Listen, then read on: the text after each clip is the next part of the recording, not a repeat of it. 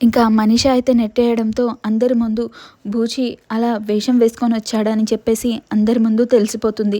ఇంకా అతను విగ్ ఊసిపోవడంతో ఒక్కసారిగా జగదాత్రి, కేదార్ ఇద్దరూ షాక్ అయిపోయి అలాగే చూస్తూ ఉంటారు. ఇంకా మనీష అయితే కోపంతో, ఏంటి కేదార్, నన్నే మోసం చేద్దామనుకుంటున్నావా అని చెప్పేసి ఇంకా మనీష అయితే కోపంతో కేదార్ని అడుగుతూ ఉంటుంది. ఇంతలో ఇంకా జగదాత్రి, అసలు ఏమైందంటే అని చెప్పేసి జగదాత్రి అంటూ ఉండగా అప్పుడే మనీష అంటుంది, అసలు నీకేంటి సంబంధం, నీకేం సంబంధం లేదు, నువ్వు ఊకో జగదాత్రి, నువ్వు మధ్యలో అడ్డు చెప్పకు, అయినా ఇది నాకు కేదార్కి సంబంధించిన విషయం అని చెప్పేసి ఇంకా మనీష అనడంతో ఒక్కసారిగా కేదార్కి కోపం వస్తుంది.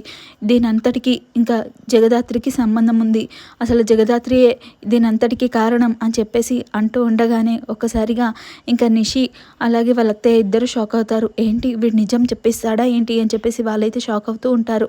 ఇంతలో ఇంకా కేదార్ అయితే జగదాత్రిని చూస్తూ ఉంటాడు. మనీష ఏంటా అని చెప్పేసి వెయిట్ చేస్తూ ఉంటుంది. ఇంకా ఎపిసోడ్ కోసం అయితే వెయిట్ చేయండి. Thank you for watching.